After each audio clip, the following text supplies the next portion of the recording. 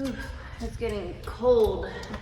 I'm gonna have to move my corner of the world inside. So, hi, this is Heather here with Underwater Panther. And I want to talk about the Anima and the Animus integration a little bit more.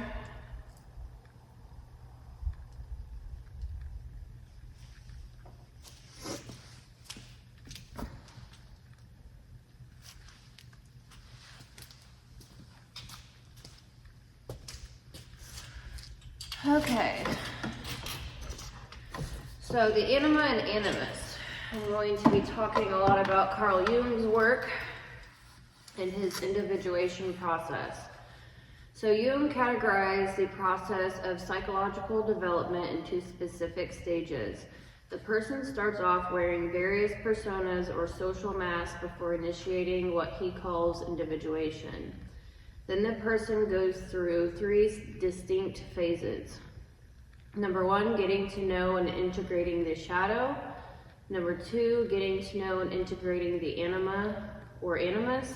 And then number three, arriving home at the self. Each stage represents a fundamental archetype within the collective unconscious, the shadow, the anima or animus, and the self. Shifting from the shadow phase to the anima or animus, Jung points out that compared to the confrontation with one's shadow, encountering one's anima or animus is an entirely more challenging matter. He writes in Archetypes in the Collective Unconscious, if the encounter with the shadow is the apprentice piece in the individual's development, then that with the anima is the masterpiece. Integrating one's shadow challenges us to refine our self-identity. It forces us to accept many aspects of ourselves that we had cut off and disowned in the course of our early development. Then if we enter into the anima-animus phase, another layer of one's shadow is revealed, representing aspects of the opposite sex. The encounter with one's anima or animus often leads to intense emotional turmoil.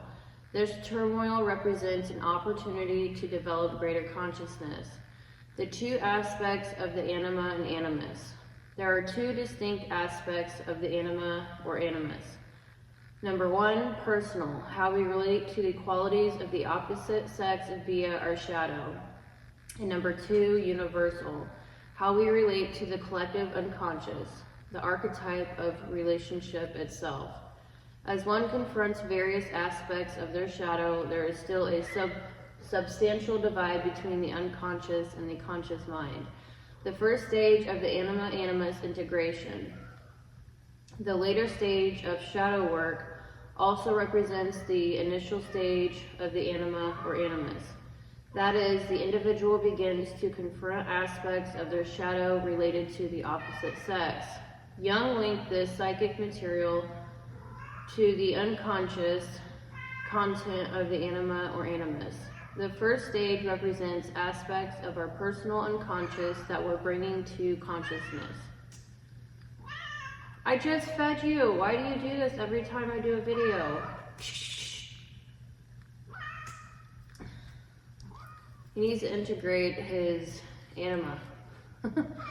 So the anima is both a personal complex and an archetypal image of a woman in the male psyche. It is an unconscious factor incarnated anew in every male child and is responsible for the mechanism of projection. Initially identified with a personal mother, the anima is later experienced not only in other women, but as a pervasive influence in a man's life. In psychoanalytical language, a complex is like a bundle of emotions produced from one's life experiences or memories. The personal complex represents the psychic material that came from direct interactions with the boy's mother and sisters, and vice versa with the daughter and her father and brothers.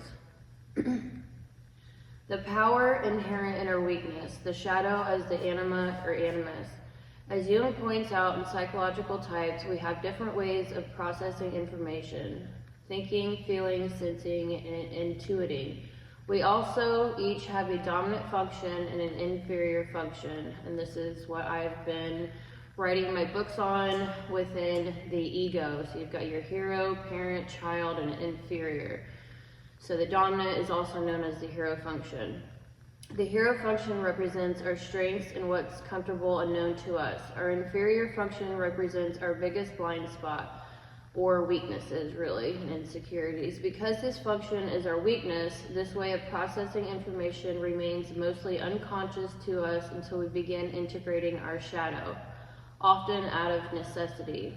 For example, for people who rely on thinking to interpret information, feelings represents their inferior function. For people who mainly trust their senses, intuition is their inferior function.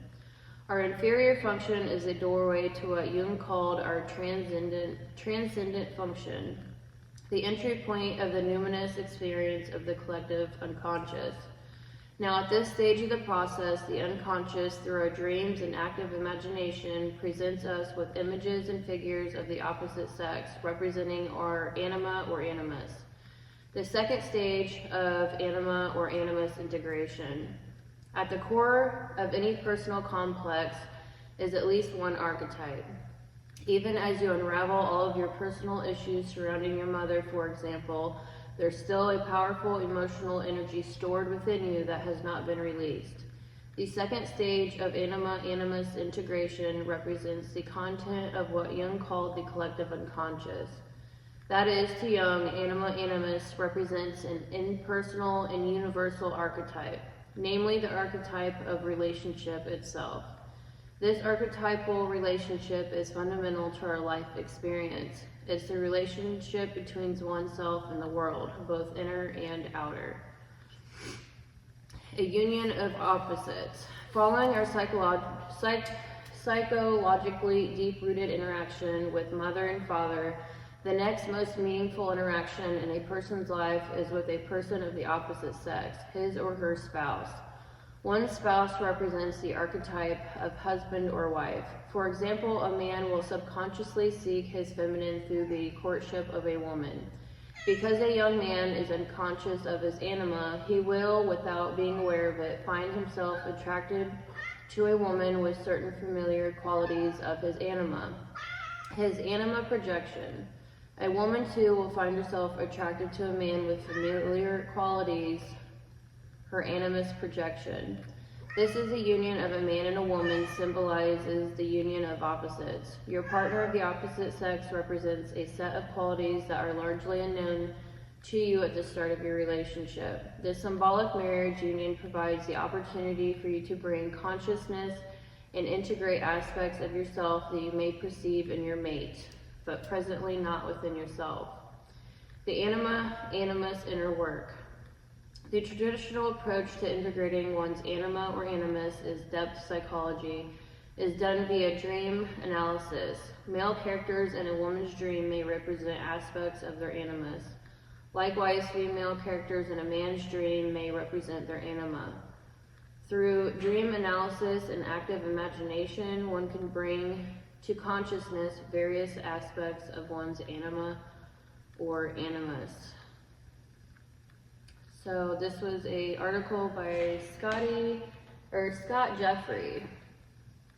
So that was a very beautiful, organized article about the anima and animus. So the integrated anima within a male can look like self-soothing, self-nurturing, and self-loving, access to creative inspiration, strong center and contained inner life, capable of empathy, able to make value judgments beyond the realm of pure rationality. So that would be empathy, access to feeling life, good relatedness, and happiness. And then the integration of the animus for a woman would be good rationale and logic ability for clear, non-attached thought, ability to construct by sustained effort and application, a strong center, good external strength in the persona, bridge to knowledge and creative thought, and problem solving. So this has been a very, I feel very pulled into this currently in my life.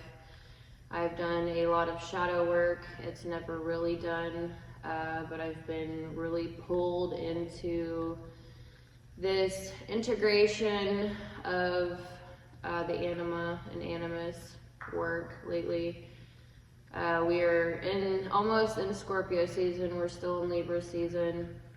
And it's interesting that Libra and Scorpio, they are both feminine personality types up front, and then at their inner core they're very masculine. And then the very masculine personality types like Aries and Gemini, they're very masculine up front, but then the closer you get to those people, they're very emotional.